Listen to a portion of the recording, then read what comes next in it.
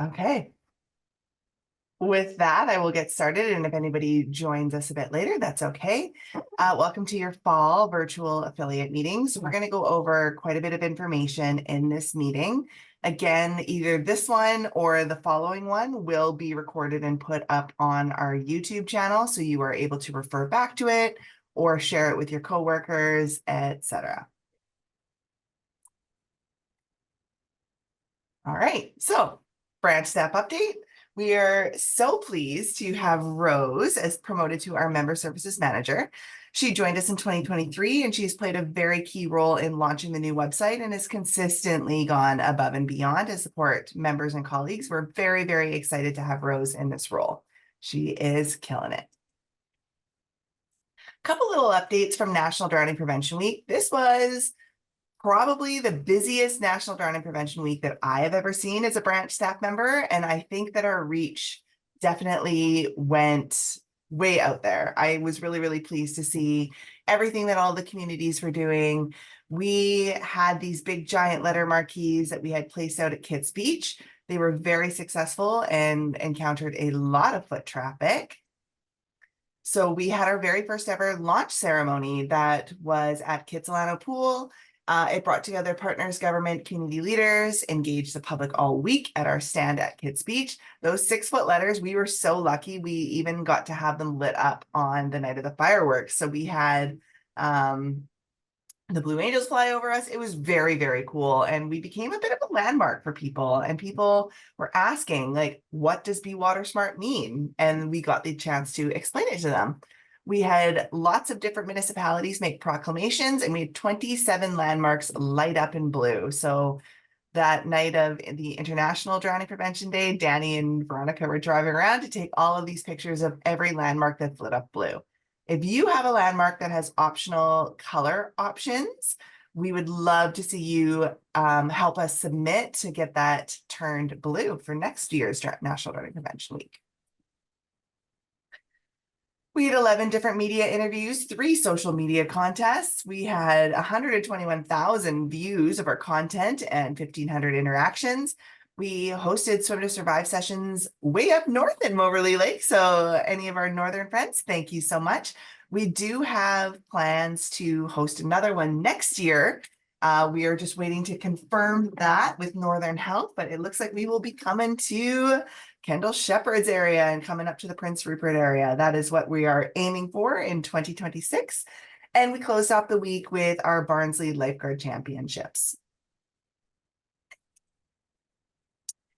Hold on, let me click this video. If it plays really loudly, I'm sorry, but hopefully you'll be able to see a little bit about what we released in that time.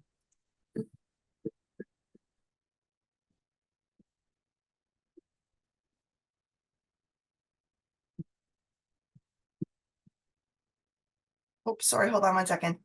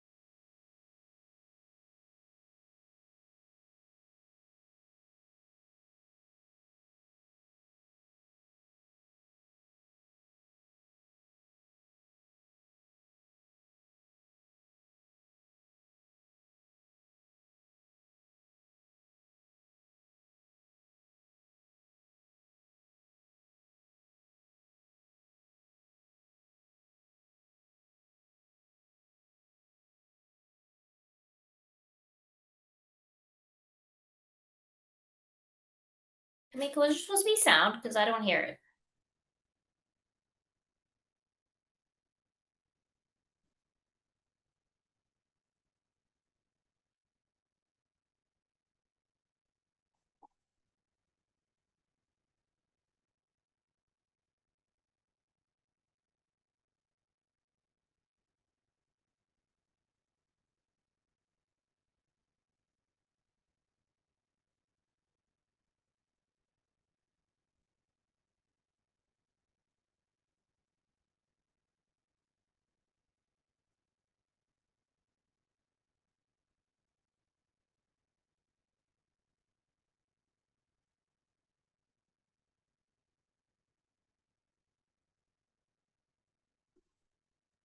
So that was just a little tidbit that the art installation that we did with the thumbprint. So basically we got everybody to commit to water safety, drowning prevention with their thumbprint, and that painting was all filled up.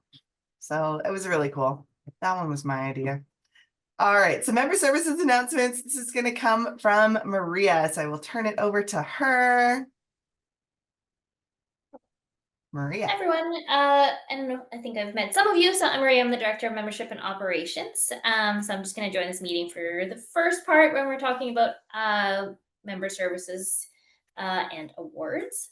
So just a few reminders: instructors and trainers are responsible for ensuring that they are aware when their award expires. I would love to have the functionality to have a little notification come up on our website. We are not there yet. So unfortunately, until we process a course, if we realize an instructor's award has expired, we have to backtrack the whole process, which we really don't like to do. So please have reminders for yourselves and remind your trainers to know when their award expires and to get their recerts.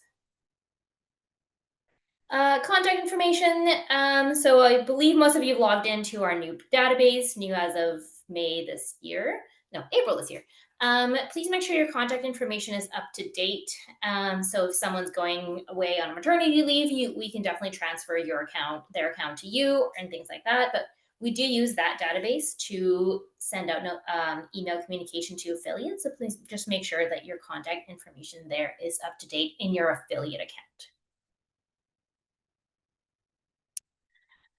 So completed and confirmed stages. There's actually an update to this as of yesterday, so we just hadn't had a chance to update the PowerPoint. So we unfortunately had a staffing shortage at the branch for the last few weeks. We are absolutely doing our best, and Rose has been phenomenal in powering through. But in full disclosure, for those of you who have been following up as to why some courses are not been processed after 60 days, that is why. So we have made an exception for this year only, which is on our homepage and has been sent out as an email communication to all affiliates. So any course that was completed between June 1st and now, and end of October, will have a temporary card expiry of December 31st. I know that's still a sticky situation for some candidates who want a permanent certificate, not a temporary card. But if anyone is taking the next course, please let them know that their temporary card is a valid form of certification. If an employer or a pool is not sure, they can visit our website for this notice. This just gives us a little bit of extra time to catch up on our processing. But we are doing our best to get everyone their permanent certificate in the 60-day period.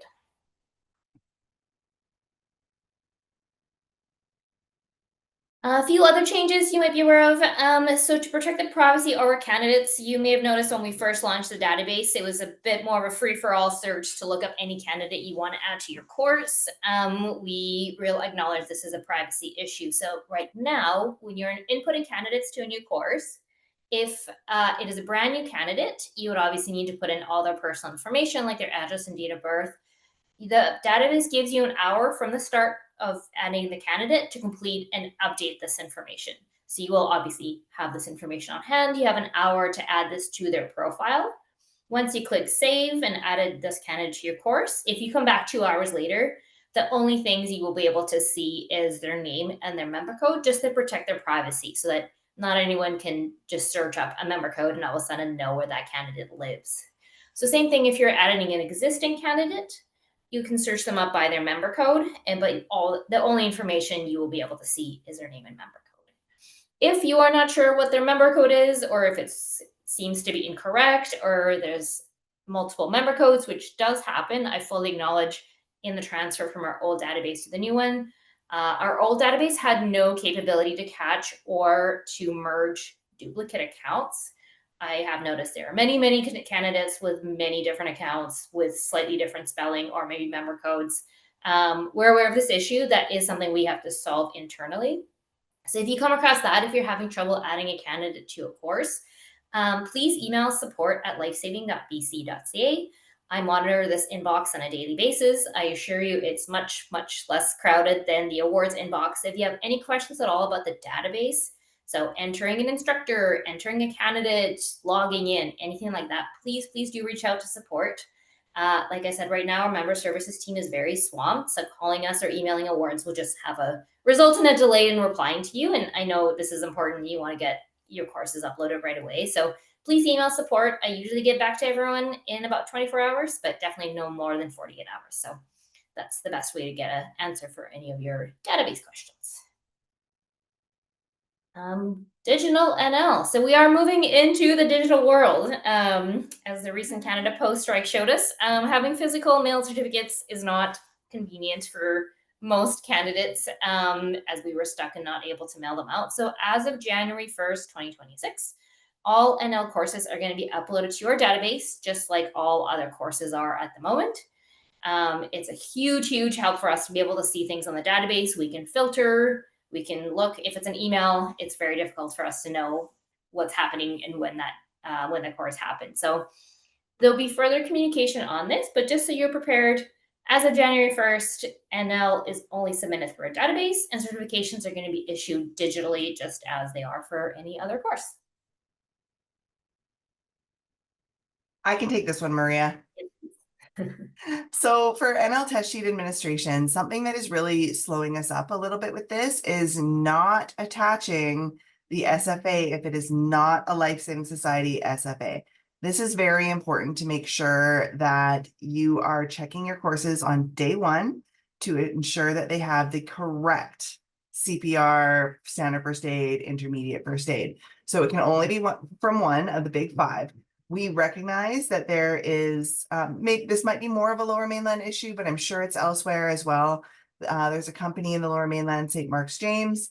They don't explicitly, they say that they're all good for anything workplace, but they kind of are a little bit misleading in that candidates going towards NL and Life Saving Society, that they must have one of these awards, and they've never actually submitted their program to review to be added to this list of five. So take that for what you want, but it needs to be from one of these five agencies and it needs to be attached to your test sheet. Otherwise, we have to send that test sheet back to the instructor, which adds to the processing time and takes a considerable amount of time, which is going to lead me to my next slide, which is the bane of our existence right now. Any guesses as to what it is? Bronzes. Please, please, please, please help us, help you include. So these must be digital. They can't be the handwritten in pen, Tom B or Summer M. No. These need to be the ones that are digital, that are typed in, filled in, the fillable checklist. This is a huge stopping point for us in being able to process the Bronze Medallion and Bronze Cross Awards, which then affects the NL Awards because we're waiting for these ones.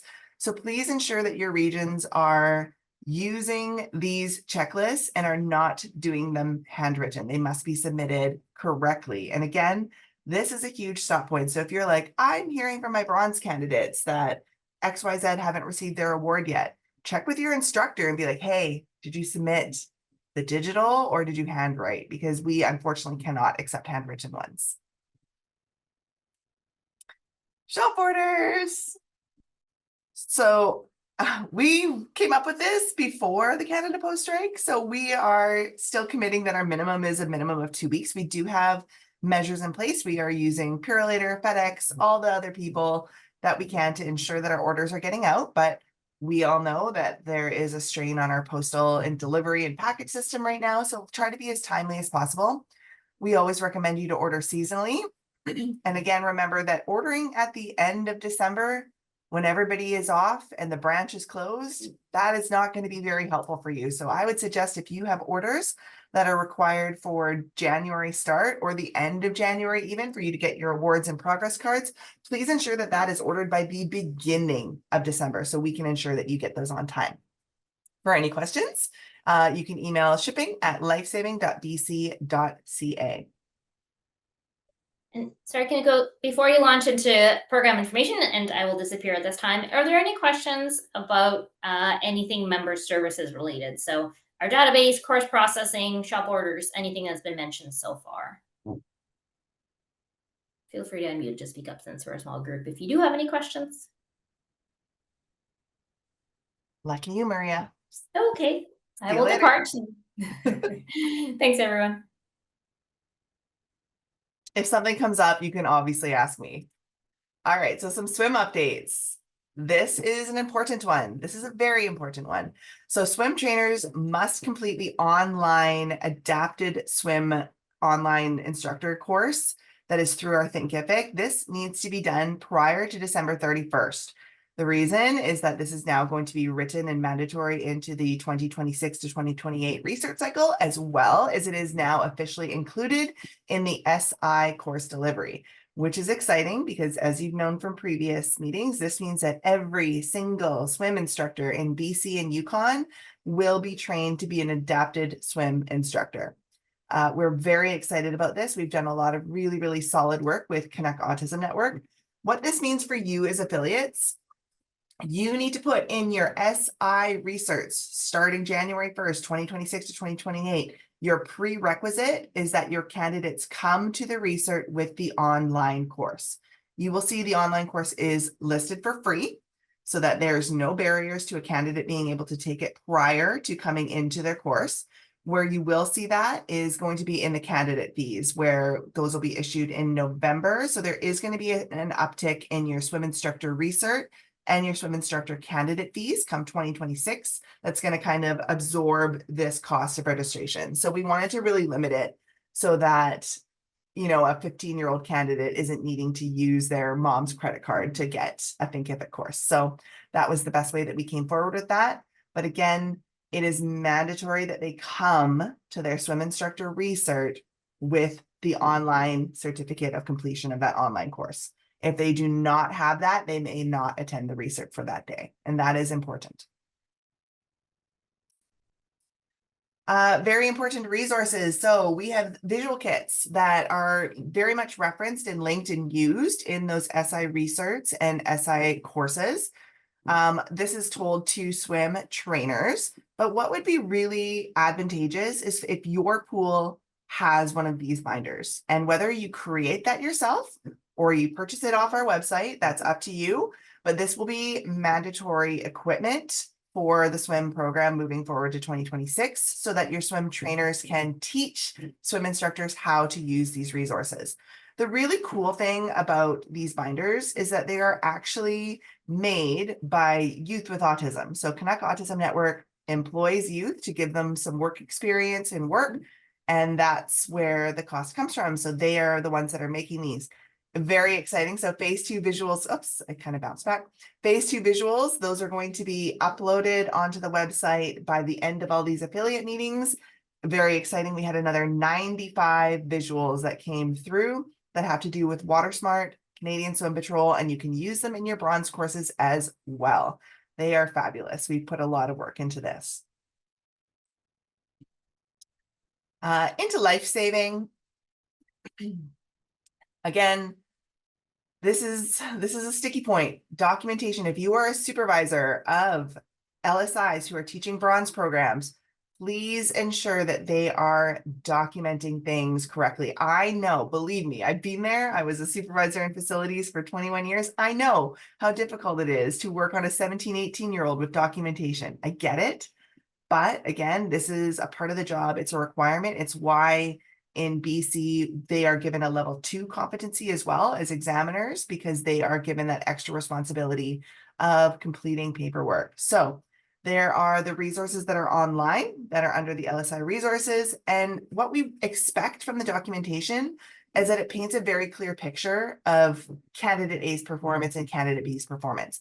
We never want anybody to be surprised on the last day of a course. That's never our intent with any Life Saving Society courses. It's not a show up on the last day and did I pass or fail. They should be given clear feedback that's documented, verbal, written, and noted. So again, a good example for this is you would never, if you went to do your NL time swim, you would never not know if you made that 10-minute swim. You would know immediately. So the same follows through with all Life Saving Society programs.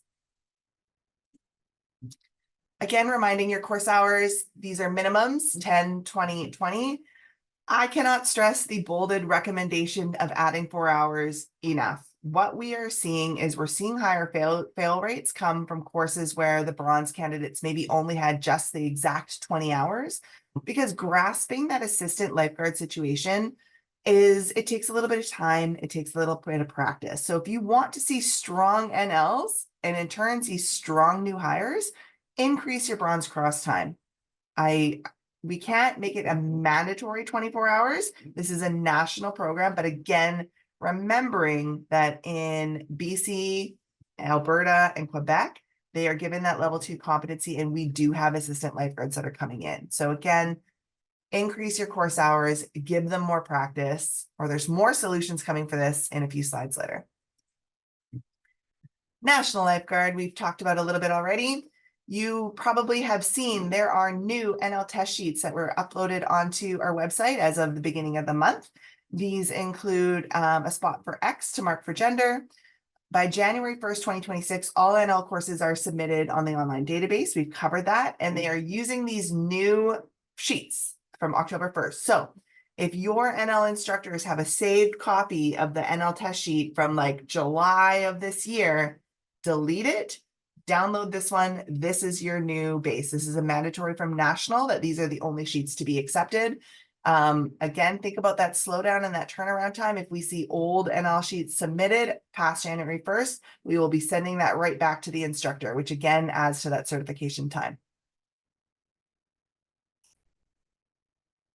Environmental requirements, again, this is more of a general reminder. You could find this in the program guide. It'll also be in our program guide that'll be launching January 1st, 2026. So ensuring that they meet the environmental requirements. So for a pool, NL pool, required to have an artificial bottom, filtration system, meet water clarity, and minimum length of 15 meters and 1.5 meters deep. And if it's waterfront, 1.5 meters deep, it has shore access. Entry and exit from the water may take place using a beach, dock, jetty, or a pier. Oh, it's like we just talked about this. So decreasing high fail rates, just so you all know, when we get a course that's submitted with say 10 out of 12 candidates that failed, anything that's more than a 50% fail rate, the program team is automatically doing a quality assurance investigation into that course to find out why, because it's important to us to see what they're failing on so we can continue to develop research that are applicable, training that is applicable to make our candidates stronger. So we are always reaching out. If your course has over 50% of a fail rate, chances are you'll get a phone call from the branch just asking us for a little bit more context into what was going on in that course, what was happening, so that we can make better decisions moving forward with our training. Decreasing, practice your skills at in-service training. If you have staff that are failing their NL, please ensure that you're including this in your in-service training. This is not just on us. This is also on you as affiliates to ensure that you are keeping up the practice with your skills. Back in the day, if you're a dinosaur like I am, you might remember a 2-day recert. Loved it. Recert one day, recert the next day. Great. Give them time to digest, practice, review, go read their first aid manual, read their alert manual. Fantastic. I'd love to see a 2-day recert come back in. Or program your aquatic emergency care course. AMOA, AMOA, whatever you want to call it. I call it AMOA, forever and ever, amen. There will be a new launch for AMOA starting January 1st. We've updated this, took out some of those COVID protocols that are not necessarily applicable anymore. The fast track module is also available to use for an AMOA standalone course. Research can be combined with your CPRC research. And we encourage your lifeguards to recertify biannually at in-services or with CPRC research. So again, including this in in-service training is going to be applicable. We no longer have a lifetime currency for AMOA, and there is a 2-year currency. And that actually, thanks to Kendall Shepard, who speared that little discussion amongst the NTs, and appreciated as always. Into first aid. Those of you that are first aid instructors know we fought a battle last year to keep our association with WorkSafe BC, jump through 80 billion hoops that they set out for us. We did it. This is part of it. If you recall, they were trying to ensure that we were teaching 23 courses in a, yeah, I know, right? Like yes. So some of our workarounds for that, continuing educational credits. So CEC workshop dates will be released in December 2025. These are mandatory. If you are a first aid instructor, these are mandatory. And this was, again, that workaround. So you're not teaching 23 courses in a cycle. Show up for a CEC. It'll be formatted similar to how our training talks are. They'll be recorded so that you can watch them at any time. But again, that is something that needs to happen. AEC, we touched on this a few slides ago, but this is a really great way to prepare candidates, students, staff. So aquatic emergency care, this used to be a super, super popular program, kind of died off a little bit. We have revised it, revamped it, and rewritten it. So this is almost more applicable than a standard first aid because it's dealing with things in the water, in an aquatic environment. So please ensure that you're thinking about this. It might be a great way. It could be valuable training to provide seasonal camp staff, cashiers who might provide backup to on-deck lifeguards. It needs to be taught by a current FAI who holds an LSI, not an LSIT, but an LSI, or a national lifeguard instructor. Those are who can teach it. Oh, I meant to say in here as well, you can combine it. You can combine it with, I forgot it was in my notes and not on the slide. You can combine it with a Bronze Cross, a Standard First Aid AEC, or an NL and an AEC. So again, this can be taught by your two examiners, and NLI will find a separate award guide under your instructor resources in your NLI folders. Leadership. We were just talking about this at our NT meeting last night. We are planning out our 2026 leadership. So this is your FAI, NLI, trainer courses. If you are interested in hosting one of these, please reach out to Amanda at amandab@lifesaving.bc.ca to schedule a course. We are currently booking 2026, and we will make the dates public later in December.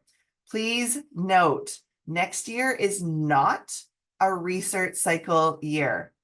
There are no NLI research, FAI research, or trainer research scheduled in 2026 because we were very clear at last year's fall affiliate meeting, the spring affiliate meeting, that this is the research cycle. You need to take one. So there are none. There are no research planned for next year. It's been in every single publication that I can think of, Lifeliners, emails, affiliate meetings, conferences, you name it, we've said it.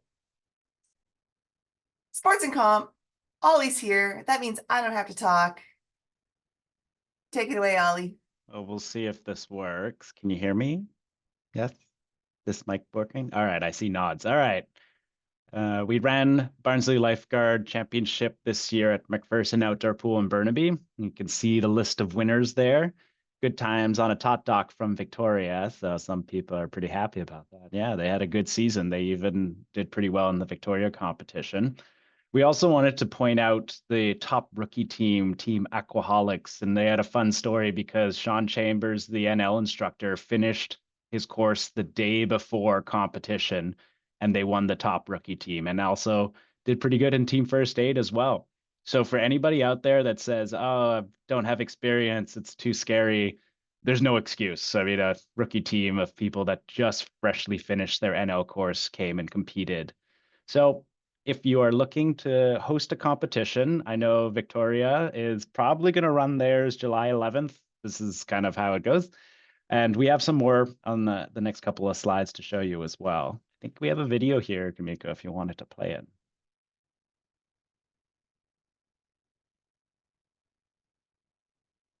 It's not playing the sound. You get the idea. People were pretty happy. It was a nice day for it too. It was at the outdoor pool. We had Commentary, 10 Oliver, teams. commentary.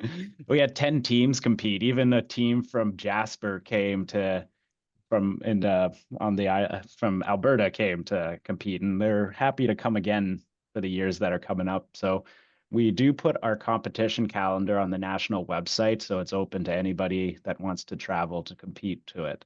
You can also email me.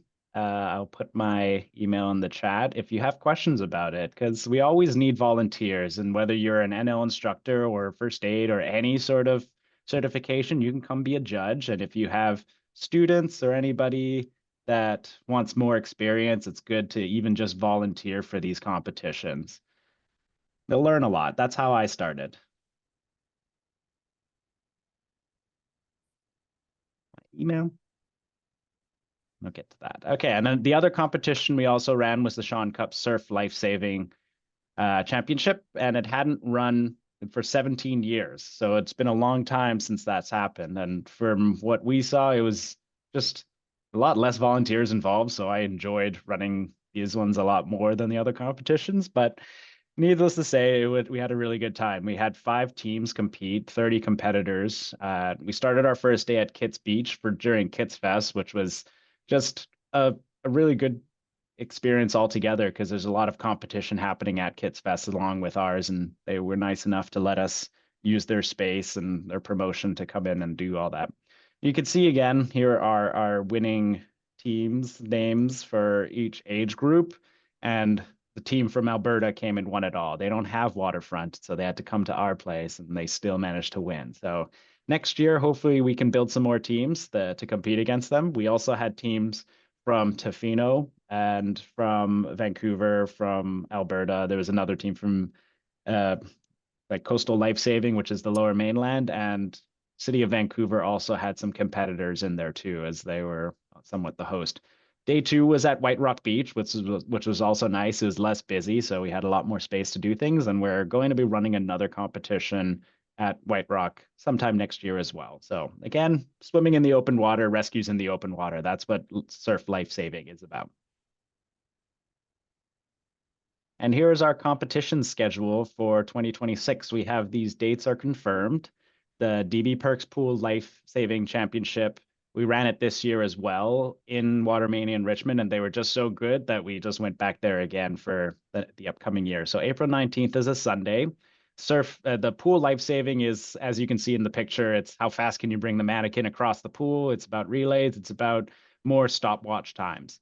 Barnsley Lifeguard Championship is happening this year in Whitehorse, Yukon, and we're putting the dates out here so you can prepare for it. It's a Friday and a Saturday. We have plans with Air North to try to get a group booking. Thursday night will be our flyout day, and then we'd probably be flying back on Sunday night or Monday morning, depending on how it works out with people. So the competition will happen on Friday and Saturday, with Thursday night and Sunday morning being like your travel day to experience. So if you've never been to the Yukon, this is actually a really good chance for you to just book some time off and fly out there with us, either to compete, to volunteer. Let's do something out there. And then we'll personal tours as well. Perhaps. Yeah, she can be our tour driver. Jim Davies has his truck license, so he can put a whole bunch of us in a vehicle and drive us all around if he he's willing to do that. So we do have means of getting around. And finally, we have also the Sean Cup Surf Life-Saving Championship happening at Kits Fest again this year. The dates are August 7th to 9th, which is a Friday to Sunday. And again, I keep saying this, but if you have no experience, there's no excuse. You can really just come out and watch it, come out and volunteer. We always need bodies for this thing. And then you can also just try out some of the events too, because they're just a lot of fun and you might be using them to save a life someday. So that's what competition's all about. And then there's also a bunch of regional competitions we're trying to schedule. Like I mentioned, Victoria Island, Kelowna H2O wants to host one this year. So we're looking into the end of June or beginning of July for that one. Comox wants to run a competition. Like they want to run a surf ski competition. So something that we're not really used to and something new for us. And Strathcona has also talked about running competitions. So we're trying to get into contact with them, and I'm here to help. This is my job as the Life Saving Society as a coordinator of life-saving sport. So if you need assistance, I'm also there to come out of there and help you out with competitions you want to run. Thanks, Ollie. Moving on to public education. We had the best waterways team that I've ever seen out of the branch this year. They were absolutely phenomenal with their content. I haven't even watched this. Oh, this is a loud video.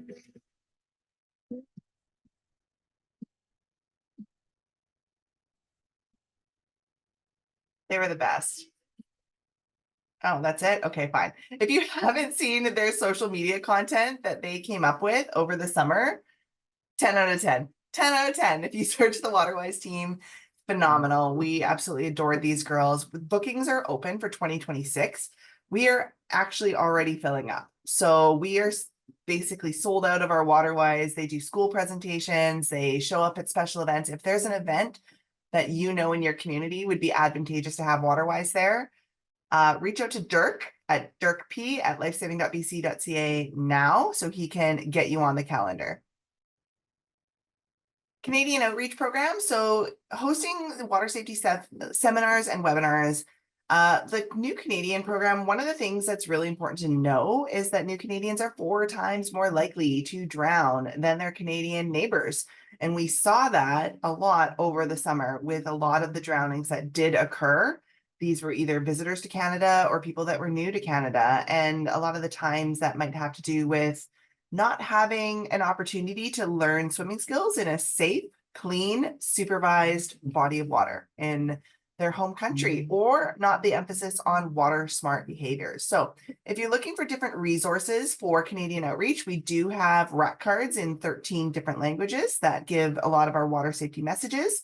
And we can give you some advice on how to host a Swim to Survive event for new Canadians. We've done so in quite a few cities now, and it is something that we are continuing on with for 2026.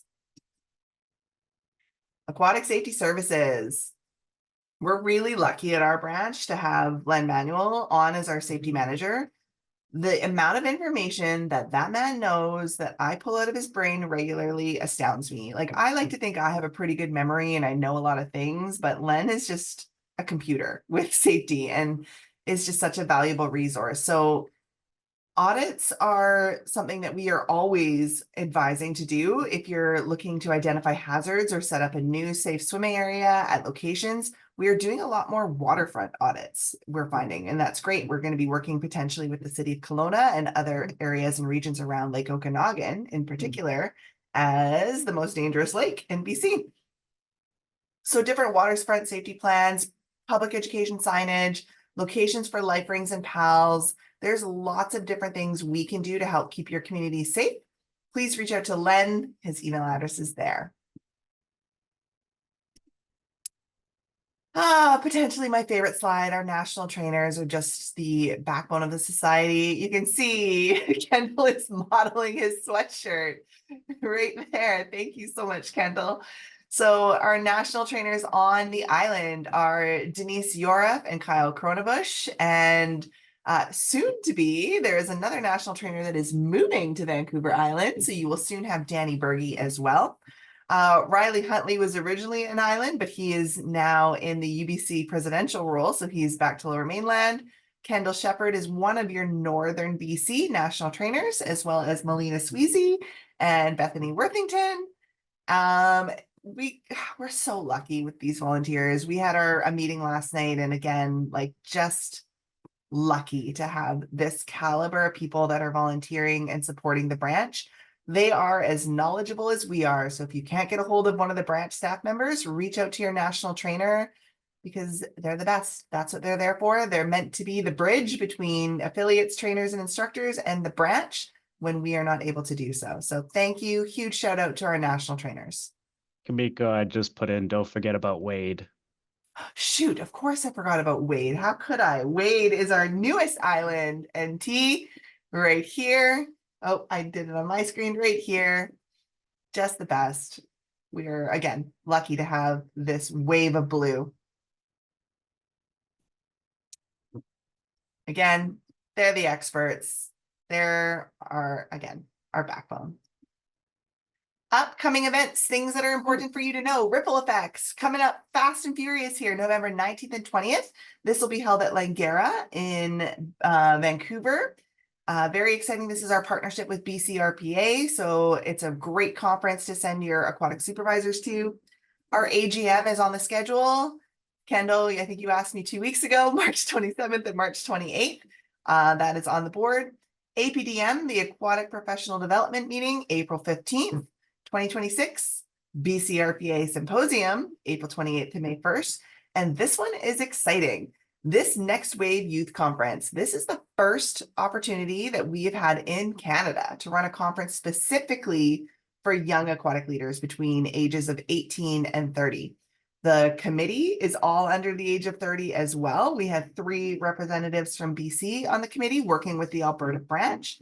So notably from the island, we have Caitlin, who Wade had recommended. We have Gabby Nichols from the Lower Mainland and Liam Murray from the Lower Mainland as well, representing here. This is going to be held at the largest YMCA in the world in Calgary. It's going to have some great opportunities, great structure. We've already confirmed some incredible keynote speakers, panelists, presentations. We're very, very excited about this conference. And what that means is that in 2027, this conference will be held in BC. So again, if you have funds that you're able to send your supervisors to, I highly recommend coming to this. There's going to be, we know a lot of conferences are just all dry or all wet or whatever, but this is going to be a combo. So on the last day, there's actually going to be sessions where they can attend and get some training in the water as well. But very, very excited for this. We're working with our bestie branch, Alberta. So we're very happy to be collabing on this event. Whew, I did it. Any questions from anybody in this group? I am going to stop recording now.